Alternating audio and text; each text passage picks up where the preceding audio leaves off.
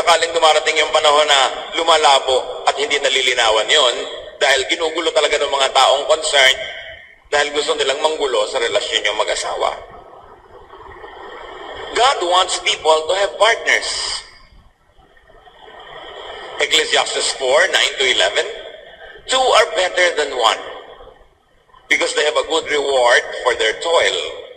For if they fail, one will lift up the other. But woe to one who is alone and falls and does not have another to help. Again, if two lie together, they keep warm. But how can one keep warm alone? Mas mainam daw may kasama. Kung natumba kami, magbangon man lang sa'yo. Merong aakay sa'yo kung kailangan mo. At kung sobrang ginaw na nararanasan sa maraming bansa, hindi sa atin,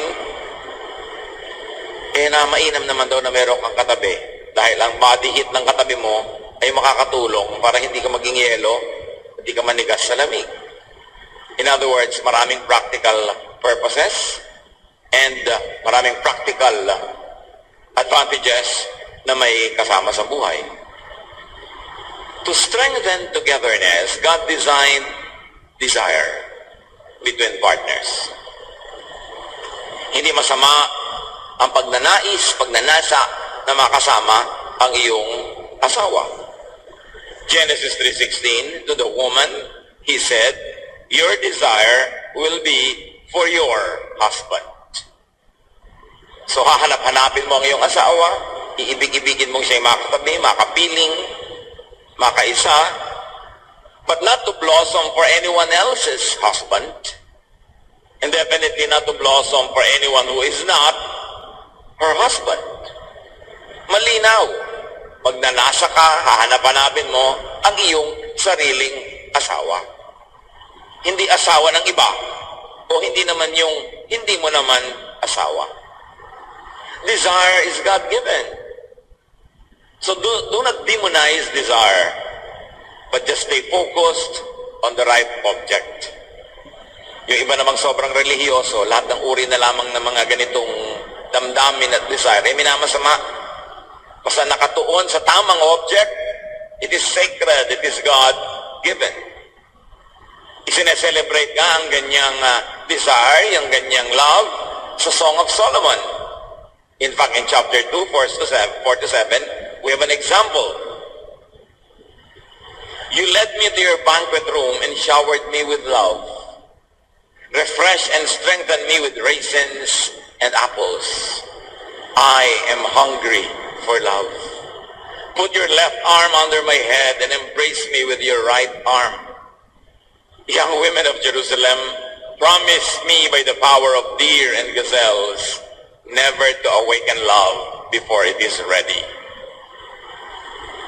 Ang mga pag-uulat at ang mga nakasulat sa Song of Solomon, sometimes called Song of Songs, itungkol sa celebration of physical love between a couple. And it is never malicious, it is never bad, because God designed our human bodies, and God designed that there should be desire, but that desire must have a correct object. At sinabi dito ng tinig ng babaeng nagsasalita sa part na ito ng Song of Solomon, sabi, mga kababaihan ng Jerusalem, at siyempre babaihan kahit saan, mga kababaihan, huwag niyong mapukaw-pukaw, huwag niyong magising-gising, no? Ang pag-ibig, ang pagnanasa, bago kayo maging tunay na handa. Disastrous. Pag ang aga-aga pa, gising na yung desire mo. Once awakened, love or desire is to be satisfied by the partner. That is the godly design. Love and desire must be watched over, managed, and controlled. Kung hindi, magkakagulo ang mundo. Pagka ang desire mo ay hindi naman for your own spouse, for your own partner, ano mangyayari? Mga agaw ka ng partner ng may partner, pagtataksilan mo ang partner mo dahil may desire ka sa iba, magkakagulo-gulo. That is why premarital sex is forbidden in Scripture. Because you should not awaken desire before you are ready. And what does readiness mean? That you have your own lawfully wedded spouse. Kabata-bata mo, wala ka pang tunay na asawang sa'yo, gigisingin mo na ang lahat ng iyong damdamin. Pag naman nagising na yan, ayaw na niya matulog hanggang mamatay ka. So anong mangyayari? Mababalisa ka, mag-ahanap kung saan-saan. And when there is no legitimate partner, it seeks enjoyment from just anyone. And the result is social chaos. Pero huwag nating mamasamain yung desire. Meron siyang tamang lugar. Sa mga mayroon ng mga asawa, meron kayong partner, kinikilala nyo, kinikilala kayo, kinikilala ng mga nasa paligid sa inyo, walang gulo kung sino talaga, alam ng lahat ito ang inyong partner, be and stay desirable to your spouse. Kaya minsan may wisdom yung mga duot ng mga Arabong babae, yung burka o yung abaya, nakasuklob ang isang pagkalaki-laking itim na tela sa katawan ng babae at sa bahay lang niya, sa piling ng kanyang asawa, hinuhubad yon dahil hindi naman niya pinapakita ang mga iba't ibang bahagi ng kanyang katawan sa ibang lalaki. Kung mag-desire lang sa kanya, hindi naman niya asawa, yan ang mangyayari. Hindi nagkagulo. May wisdom din yon. Minsan lang extreme yung paggamit. Anong mapapala mo na ipaghalandakan mo sa buong barangay ang iba't ibang bahagi ng iyong katawan, pag nasaan ka ng lahat, habol-habulin, pagkatapos, hindi ka naman asawa nila. So, ano magiging mangyayari sa'yo? Magiging asawa ka ng bayan. O sasabikin mo ang lahat, pagkatapos hindi mo naman sila i-accommodate hanggang sila magkaulul-ulul at mabaliw-baliw sa pagnanasa sa'yo, magulo. Kaya tinuturo sa scripture, igalang ang katawan, huwag masyado yan ipakita kung kani-kanino na hindi mo naman asawa. Kasi magulo ang magiging bunga niya. Bilang paggalang din ng babae sa kanyang asawang lalaki, at ganoon din naman ng lalaki sa kanyang asawang babae. Hindi niya ipinasisilip, ipinapakita kung kani-kanino ang mga bahagi ng kanyang katawan, lalo ang mga masiselan. Kasi what's the point in arousing people when you're not going to bed with them anyway because they are not your spouse? Dapat ang lahat may kaayusan. Kung ang pagkakaroon ng partner ay mahalaga at nagbibigay ito ng napakalalim, gandang kasiyahan sa buhay, kung gayon, dapat itong alagaan. Dapat ito ipagtanggol mula sa iba't ibang mga panganib at banta na nanggagaling sa iba't ibang taong hindi mo naman nasawa. Now, the partnership is God's gift. It is a favor to be enjoyed from God. Yung partnership na ganyan, regalo ng Diyos. Hindi dapat nagiging problema kasi regalo yan ng Diyos. Pero maraming regalo, pag hindi mo inalagaan, hindi mo inaayos ang paggamit, nagiging problema. Napaka-favorable ng pagtingin ng Bible sa pagkakaroon ng asawa ng tao. Deuteronomy 24 verse 5, Moses said to Israel, "If a man and a woman have been married less than 1 year, he must not be sent off to war or sent away to do forced labor. He must be allowed to stay home for a year and be happy with his wife." Alam niyo mga lalaki noong unang panahon, pag tinawag ka patungo sa giyera, drop everything, fight for your country. At pagka may project ang gobyerno, ang hari, hiningan ka ng forced labor, trabahong walang bayad, kahit malayo yung job site, punta ka. Pero sabi ni Moses, exempted ang mga lalaking bagong kasal. 1 taon ang pulot gata. 1 year ang honeymoon. Hindi sila isasali sa mga giyera at hindi sila isasali sa forced labor. Such importance was attached to marital bliss by the ancient Israelites. Not to mention the importance they give to procreation because of the population-hungry Jews. Lagi nila gustong dumami dahil lagi sila nakikipagyera. Therefore, mahalaga na pagbigyan mo ang mag-asawa na makapagsarilinan ng 1 buong taon. Kaya mas saklap yung kakakasal pa lang ngayon, bukas mag-a-abroad na. After 1 week, mag-a-abroad na.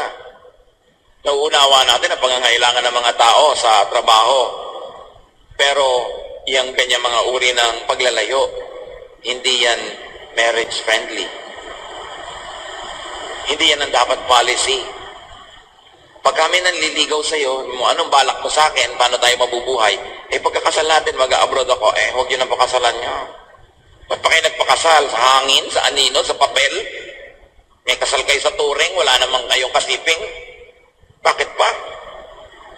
Dapat kung naghihiwalay ang mag-asawa, may planong, sandali lang ito, kukunin kita agad, o magbabayad lang ako ng ganito, o may ipunin lang tayo, then uuwi na ako. Hindi na yung, kailan ka uuwi sa Pilipinas? Hanggang May na lang ako dito sa Saudi Arabia. Yung pala hanggang May langis. Hindi naman maubos-ubos yung langis na yan, so, tumanda na ang lahat, uuwi ka na lang na matanda na rin, o namatay ka, nakakahon, ganun ba yun? Kaya hindi tayo pabor dyan sa policy ng gobyerno natin to export people. Dapat tinuan ang paggogobyerno sa Pilipinas para ang tao hindi na aalis. Magtatrabaho dito, we will become prosperous. Kasama mong asawa mo, umuwi ka sa asawa mo paggabi, magkasama kayo pagka-weekend. Hindi yung once a year lang kayo magkita o once in 2 years. Hindi ganun yun. Hindi natin inuusig ang may mga trabaho sa malalayo, pero huwag niyong gawing sobrang matagal. Kung talagang kailangan nyo. Mahalaga. Sabi sa Proverbs 5:18, be happy with the wife you married when you were young. Siyempre, ang kausap dito, ibig sabihin, medyo may edad na yung lalaki. Sabi sa Proverbs 5:18 ng New Revised Standard Version, let your fountain be blessed and rejoice in the wife of your youth. Marami namang lalaki, they only rejoice in the youth of their wife. Hindi ganon, in the wife of your youth. Kung sino pinakasalan mo ng bata ka, kahit nagtandaan na kayo at lumating na sa lupa yung baba niya, siya pa rin dapat ang i-rejoice mo because she is the wife of your youth. So sabi, magsama kayo, mag-enjoy kayo sa buhay. Yan ang kaloob sa inyo ng Panginoon. Be happy, but not with someone, not your wife or husband. Not with the partner of someone else. Because your happiness will be at other people's expense. Anong paliwanag ang ibibigay mo sa Diyos na masaya kayo dahil inagaw nyo ang kasiyahan nyo sa dapat at tamang may-ari? Kahit pabalik-baliktarin mo ang mundo, ano man ang drama mong ibigay, hindi mo pa rin yan mapapanagutan o mapapanindigan. Exodus 20:14, you shall not commit adultery. In Exodus 20:17, pangalawa on the same topic in the Ten Commandments, you shall not covet your neighbor's wife. Ecclesiastes 9:9 is so clear. Life is short, and you love your wife, so enjoy being with her. This is what you are supposed to do as you struggle through life on this earth. Maiksi ang buhay, mahal mo ang asawa mo, ano't di kayo magkasama. Ito ang dapat niyong gawin sa maiksing buhay na ito habang sinusuong niyo ang napakaraming hirap ng buhay. Ibig sabihin, susuongin niyo ang hirap ng buhay na magkasama, magkatabi, magkahawak kamay. Kung maghihiwalay, huwag tagalan. Huwag ma-addict sa malaking income kahit hindi kayo magkasama. That's why overseas and faraway work is not marriage-friendly. Of course, marami tayong kilala na napaka-mga dakilang babae na kahit dito nag-iisa yung asawa ang layo-layo, ang tagal-tagal, ang tinutino, may naipupundar talaga. At hindi sila gumagawa ng kaaliwas-wasan. Pero marami rin naman tayong nababalitaan at nakukumpirma rin naman na naliligaw ng landas. Dahil na-awaken na yung desire, tapos wala naman yung asawa, so yung unang magdaan nyo na. Ang una pong magdaang naka-Adidas, Lord. Yun na ang tugon sa aking mga pangangailangan. So kung wala si Mr. Right now will do. At alam natin yan, it is happening. That's why we always implore people, if you're going to separate for financial reasons, don't separate too long. Huwag sobrang tagal. What will happen to the natural desires? What will you do with the natural desires? When mismanaged, long-distance work or prolonged separation could be a major threat to marriage. Ang Ang gobyerno natin, laging ipinaghahalandakan ang napakaraming padala na pera ng mga OFWs para makurakot ng mga magnanakaw, para maipangtapal nila sa incompetence of this government and the many administrations before to provide good opportunities for our own people. Puro figures, bilyones na dolyar. Nagre-report ba sila kung ilang mag-asawa naghiwalay? Inire-report ba nila kung ilang mga bata ang lumaking walang magulang na naglilimlim sa kanila, naliligaw na landas, nagiging mga rebelde? Inire-report ba nila ang ilang mga unwanted teen pregnancies dahil walang sumusubaybay sa mga bata? That is the other side of the otherwise rosy OFW story. Maraming at malaki ang social cost. Not to mention the moral cost. Lalo sa mga hindi ma-control ang kanilang mga desire. Long-distance work could be anti-family. It is anti-family, actually. But not to condemn ourselves. Mabuti nga ang mga mamamayan natin ay masisipag, talented, at natatanggap magtrabaho sa ibang bansa. Kaya hindi tayo lang namamatay sa gutom. Pero ang dami naman foreigner, dumadating dito, nakasando lang at nakabrief, tapos yumayaman lahat. Dito nagyayamanan sa bansa natin. Bakit tayo hindi yumaman sa sarili nating bayan? Bakit kailangan foreigner ang yumaman dito? Bakit ang dami-daming bansa sa Africa, sa ibang parts of Asia, sa sobrang mas mahirap kaysa sa atin, hindi naman sila nag-export ng labor? Sa bagay, baka hindi sila qualified. Pero buhay din sila. Turo ng Diyos ang mag-asawa, dapat magkasama. Gawing goal. If there is this necessity to be separated, differentiate necessity from want, from like, from desire, from luxury, and struggle through life together.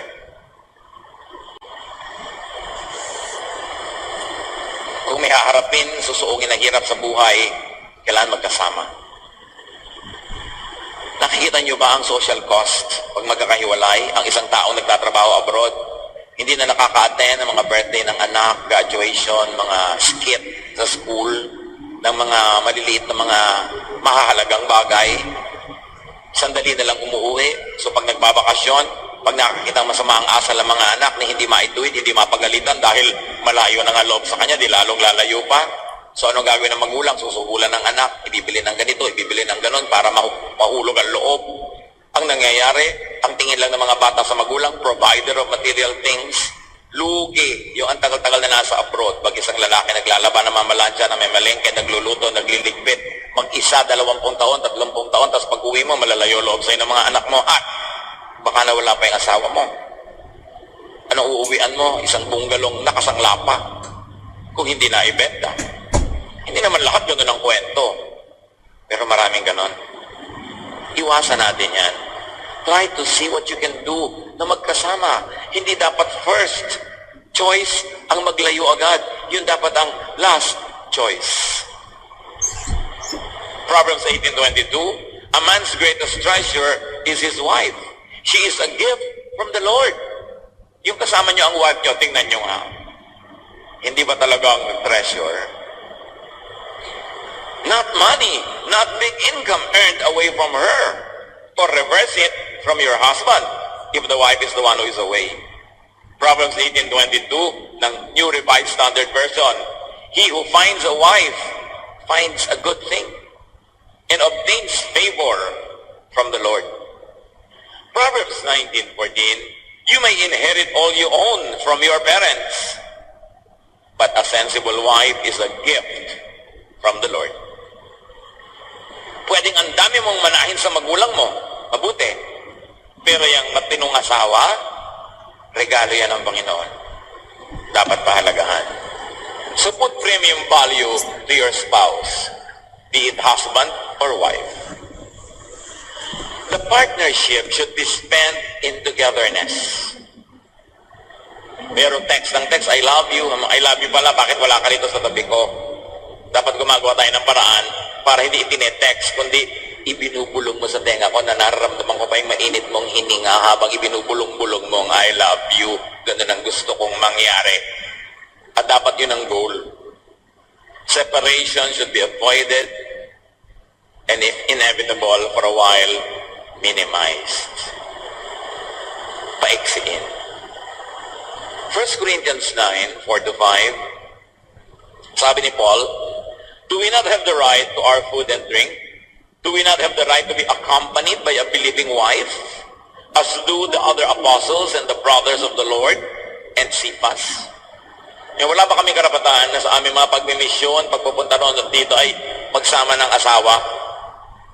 Kasi ang context nito, sila Pedro at yung mga ibang mga disciples, pag nag-mission sila, kasama nila kanilang asawa at supported yon ng church.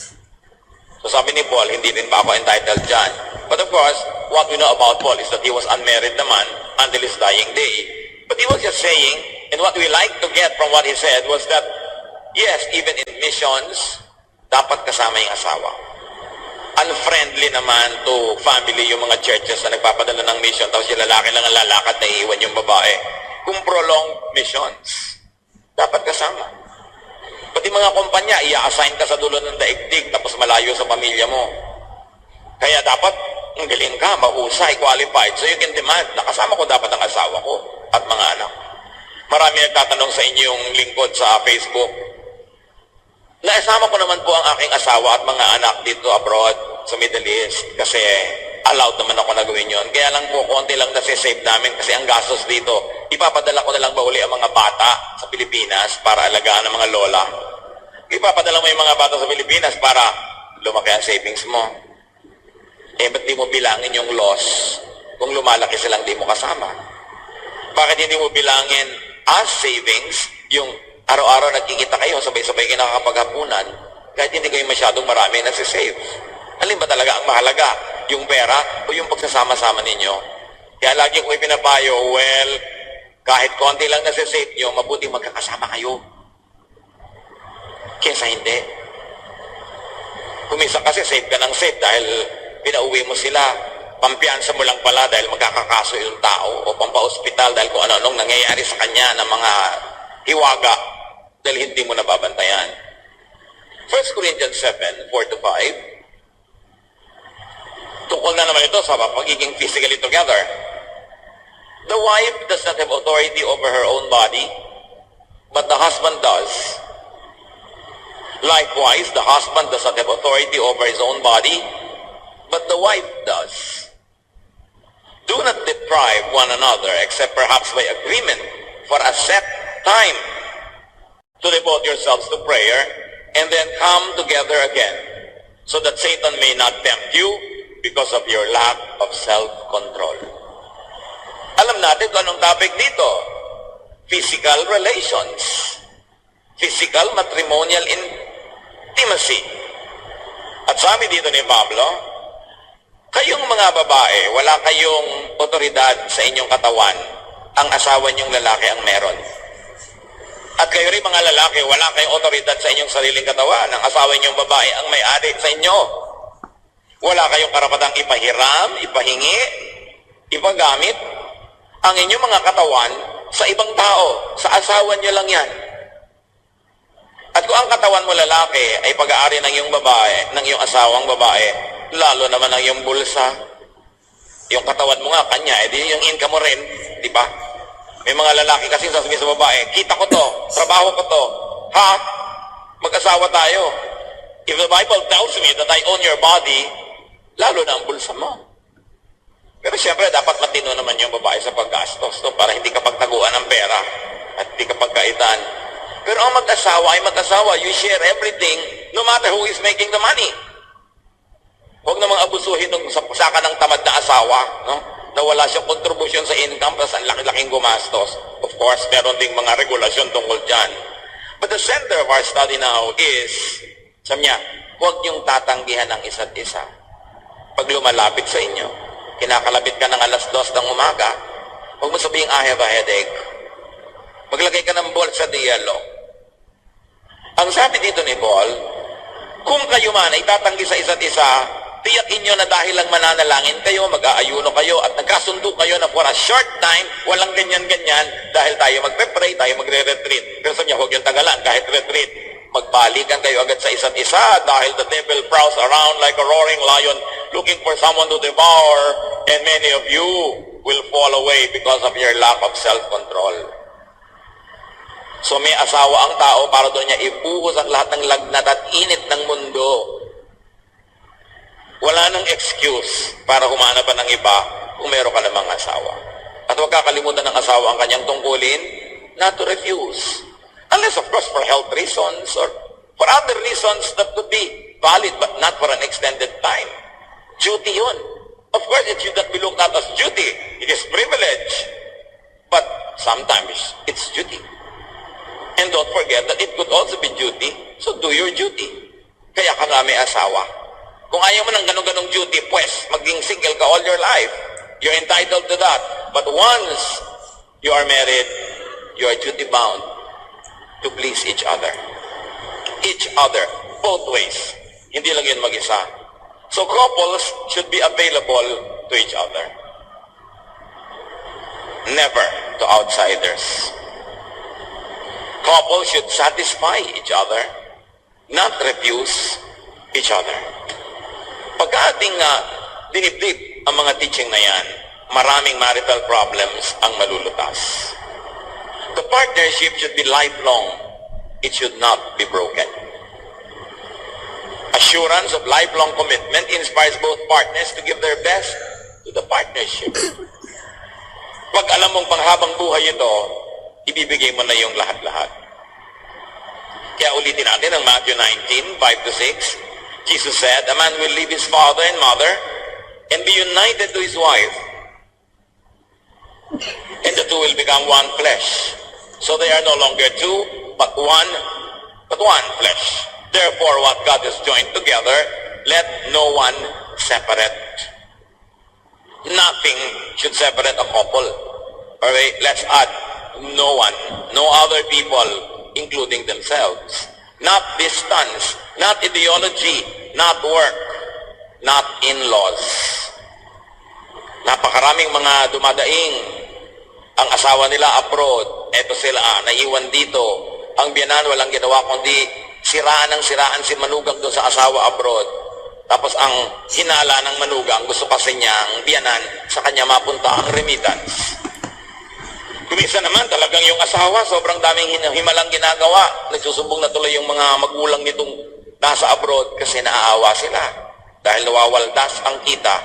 Sino man ang guilty, yun ang dapat magbagong loob. Pero hindi dapat paghiwalayin because God hates divorce. Yung God hates divorce na yan, very misunderstood. Sobrang misunderstood, therefore misleading. Malachi 2:16, "I hate divorce, says the Lord God of Israel, and I hate a man's covering himself with violence as well as with his garment, says the Lord Almighty." So kinamumuhian daw ng Diyos ang divorce. Pagkatapos niya, kinamumuhian daw niya ang pagbibihis ng isang lalaki ng violence na parang ito ang kanyang damit. In other words, violence is associated with divorce. Malachi 2:16 is further understood when you read the contemporary English version. The Lord God, all-powerful of Israel, hates anyone who is cruel enough to divorce his wife. So take care never to be unfaithful. So here, it is not divorce itself that is hated by God, but God hates men who use their power as men to divorce their wives and put them to a great disadvantage. Nung araw kasi, lalo sa Israel, ang divorce, lalaki lang ang nag-i-initiate. At ang lalaki, sabihin lang sa'yo, ayoko na sa'yo, divorce na kayo. Kahit sa maraming ancient religions sa Middle East, 3 beses lang sabihin ng lalaki sa asawa, ayoko na sa'yo, ayoko na sa'yo, ayoko na sa'yo. Wala na, tapos ang kasal. At ginagamit ng mga lalaki ang issue na ito ng divorce, yung power. Alam mo, may nagustuhan sila ibang babae. Hindi divorce nila yung asawa nila ngayon. Papakasalan nila yung babaeng yon para ma-enjoy nila itong babaeng ito ng ilang araw. Tapos i-divorce nila uli, pwede nilang balikan yung asawa nila o kumuha na sila iba-iba. This is the divorce that God hates. A kind of divorce that is capricious, that is one way, it benefits only the men, And it puts so many men, so many women in horrible situations. They get disempowered. They get disinherited. Then they become single. And then there's the stigma of society na sila ay divorcee. And therefore, tatanda na lang sila na wala na silang kasama sa buhay dahil inaabuso sila ng kanilang mga husbands. This is the context of the God hates divorce thing. It's a very pro-weak teaching. Ayaw ng Panginoon na merong naabusong tao dahil may makapangyarihan na ibinigay sa kanya ng lipunan yung kapangyarihan na yon, tapos gagamitin niya selfishly. God hates divorce because and when it is cruel to the woman or to the weak party. If you're going to stretch the application to present-day realities. Hindi naman laging babae ngayon yung weak, kumisan yung lalaki. So sino man ang makapangyarihan at gagamitin yung kapangyarihan na yon para hiwalayan yung kanyang asawa, dahil lang gusto niya o meron siya ibang naiibigan, yun ang divorce na ayon ng Panginoon. This is what the Old Testament divorce was all about. Because Old Testament divorce was only pro-men. It was usually capricious and oppressive. Kaya sabi niya, I hate anyone who is cruel enough to divorce his wife. Never to be unfaithful, sabi, us to be cruel. God wanted to save women, the weak, from marital oppression. Now, question is this. What if it is the divorce that would save the weak from marital abuse, oppression, and violence? Kaya, ayaw ng Panginoon ng divorce kasi may naapi, may nakakawawa, may nadidisempower. Paano kung inaapi ka, kinakawawa, sinasaktan, inuuwian ng sari-saring venereal disease, inaabuso? Will God still hate divorce if you wanted a divorce? When it is the divorce now that will be the tool to free you from oppression, from being disempowered, that is a very interesting study. Kasi yung mga ibang mahilig doon sa God hates divorce, magpapakounsel ka sa isang Christian counselor, may tatak na ng plancha yung mukha mo dahil pinlansya ka ng asawa mo, naputol na isang kamay mo dahil tinaga niya, pinapasok-pasok ka ng sigarilyo, ang dami-dami mong venereal disease dahil sobrang pampababae niya, tapos hihingi ka ng divorce, sasabihin sa'yo ng counselor, God hates divorce, don't do it. Parang mali ang application. God hates divorce that oppresses the innocent. What if it is the divorce that will set the innocent free from such oppression? Will God still hate it? Think about it. Napakahalaga because misreading leads to misinterpretation, to misapplication, and to oppressive religion. Misreading leads to misleading. Malakay 2:14-16 sa pagpapatuloy ng issue ng divorce. And why isn't God pleased with divorce? It's because He knows that each of you men has been unfaithful to the wife you married when you were young. You promised that she would be your partner, but now you have broken that promise. Now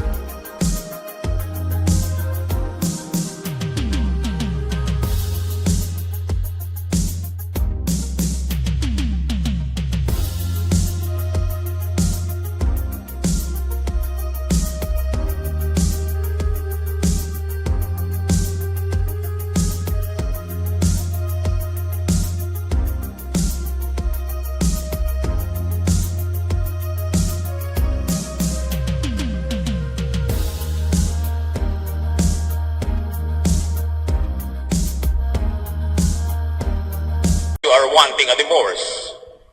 Didn't God create you to become like one person with your wife? And why did He do this? It is so that you would have children and then lead them to become God's people. Don't ever be unfaithful to your wife.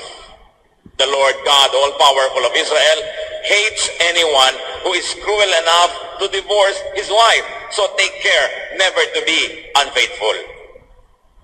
So what divorce that God hates? It is a divorce that is premised on unfaithfulness.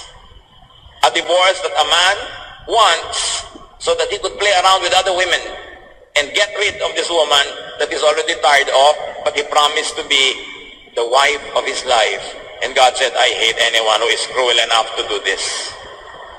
Pangatawanan ninyo ang sinumpaan ninyo.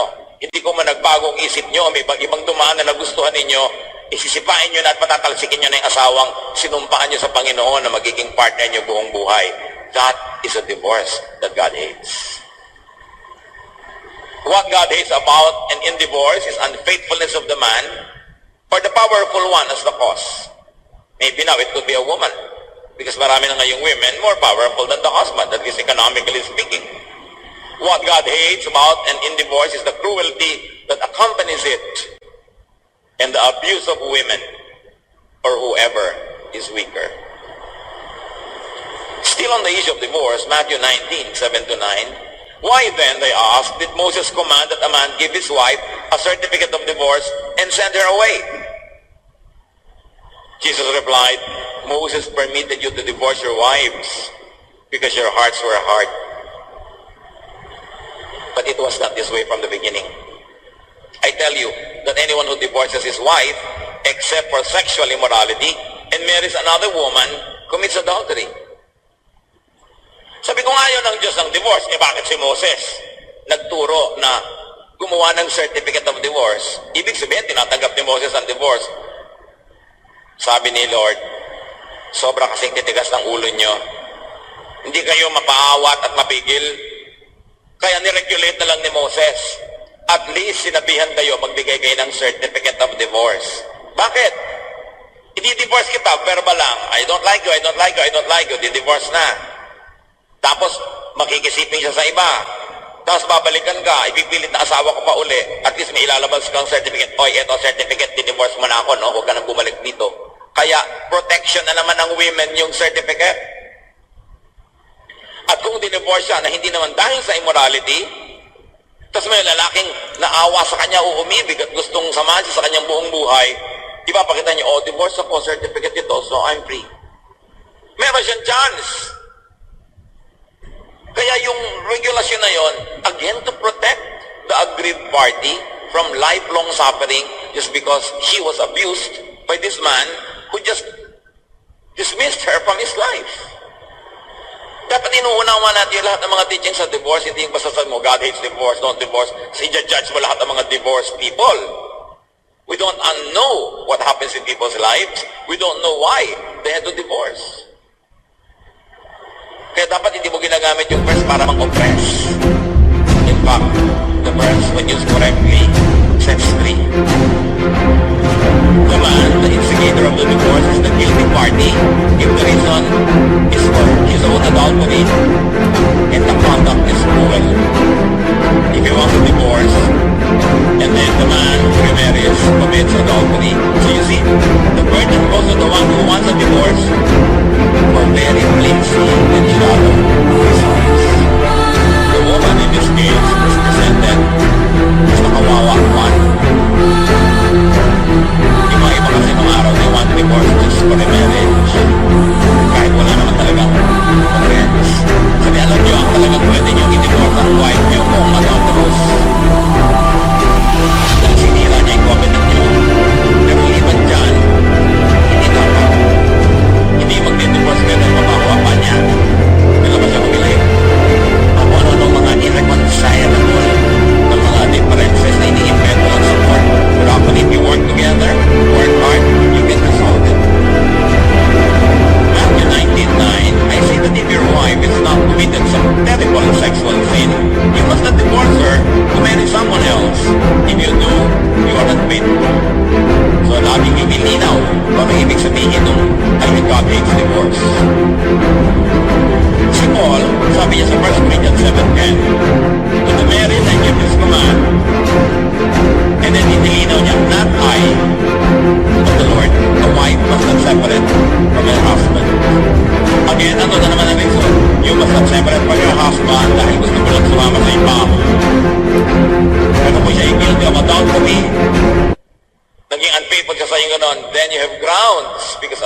is a ground for separation.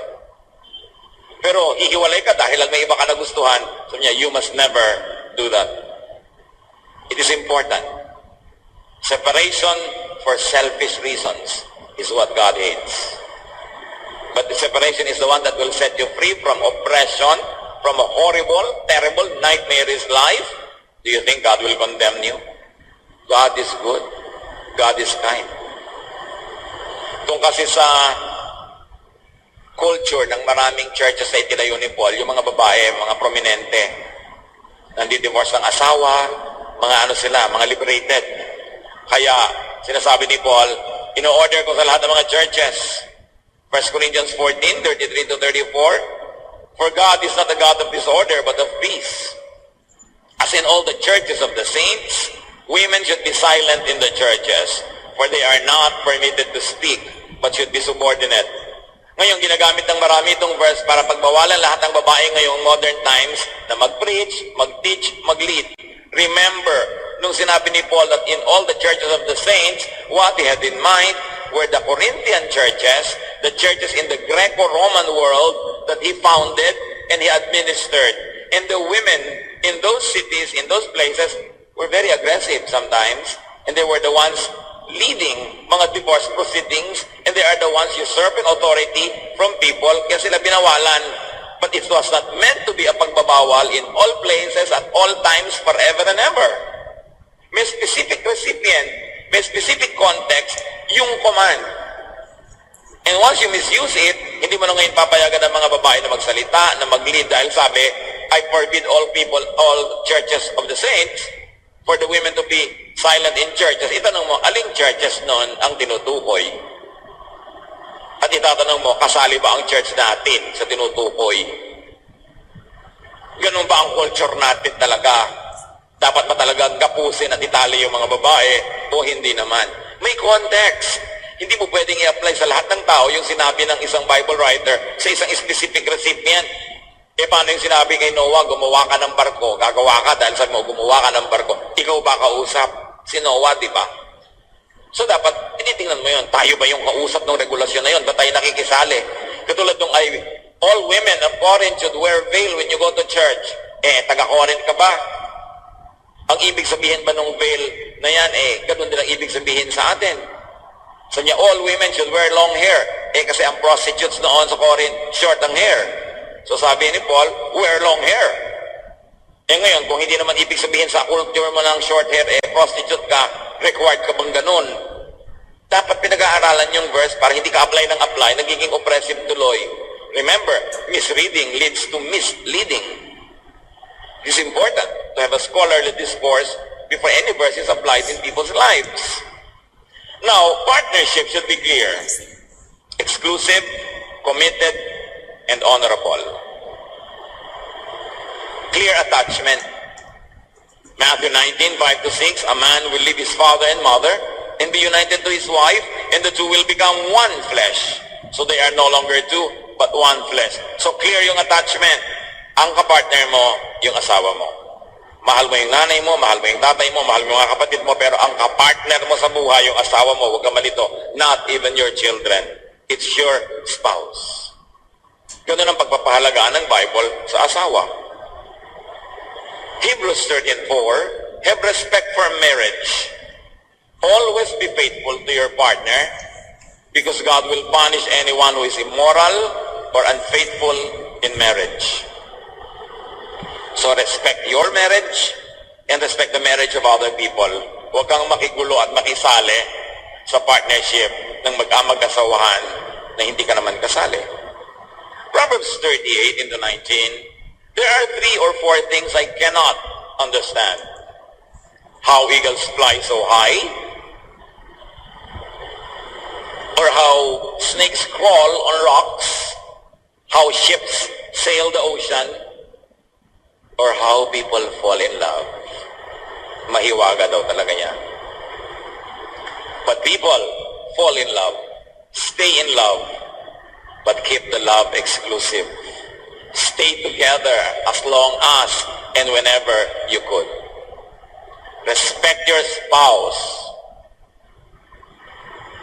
Be nice to your spouse. Give to and forgive your spouse.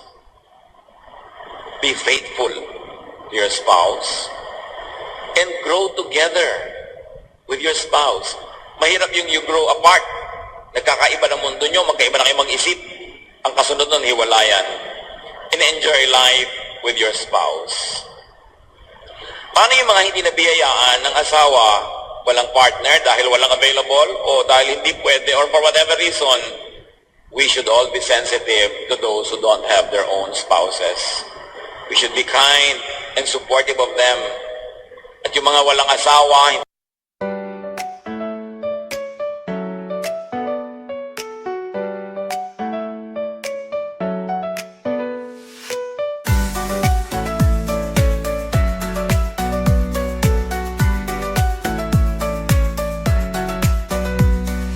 Raindrops falling down my face like tiny tears in a happy chase.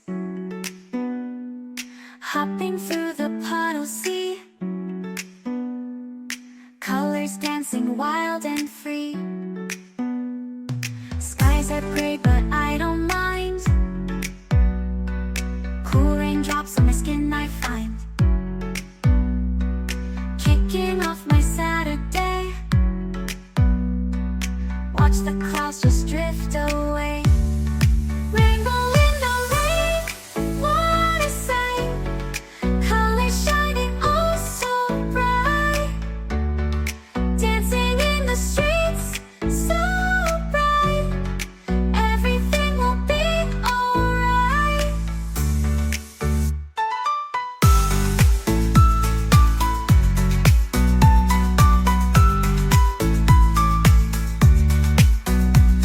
Umbrella spinning, twirling round, a colorful halo on the ground. Music playing on the sand, skipping beats, the heart will sway. Feel the world come out to play. Lightning cracks, but don't you fear. Magic shines when skies are clear. Raindrops whisper secrets true. A hidden beauty shines right through. Rainbow in the rain, what a sight. Colors shining oh so bright. Dancing in the streets, so bright. Everything will be alright. Raindrops falling soft, peeks through. Rainbow magic, me and you. Smiling faces, hearts alight. Everything will be alright.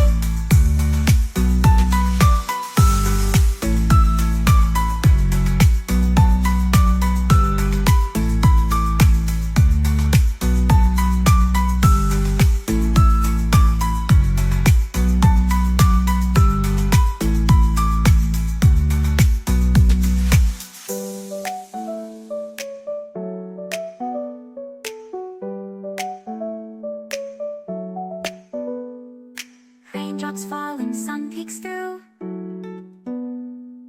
Rainbow magic, me and you. Smiling faces, hearts alight. Everything will be alright.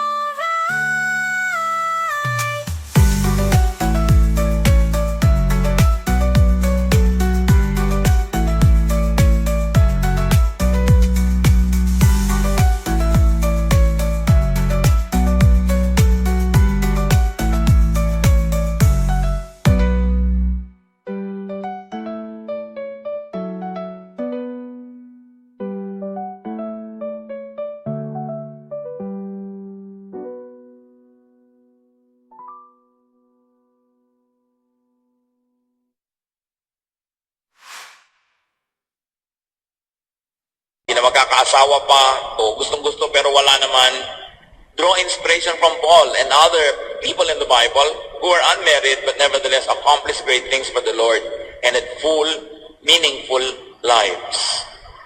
But if you are gifted by the Lord with a spouse, cherish your spouse. Hindi siya perfect. At kung perfect siya, hindi ka bagay sa kanya. So pasalamat ka, hindi siya perfect. Pareho lang kayo. Pahalagahan niyo ang inyong mga asawa. Laging patawarin. Suportahan. Unawain. May kanya-kanya rin mga pangangailangan.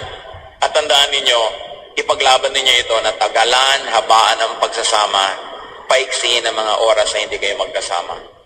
Panginoong Diyos, pagpalain mo po ang lahat ng mga meron ng binigay niyong kapartner sa buhay, na maging maganda, maayos, matiwasay, sagana ang kanilang mga buhay ng magkasama. At sa mga wala naman, Panginoon, na ganitong uri ng biyaya na na-enjoy, teach every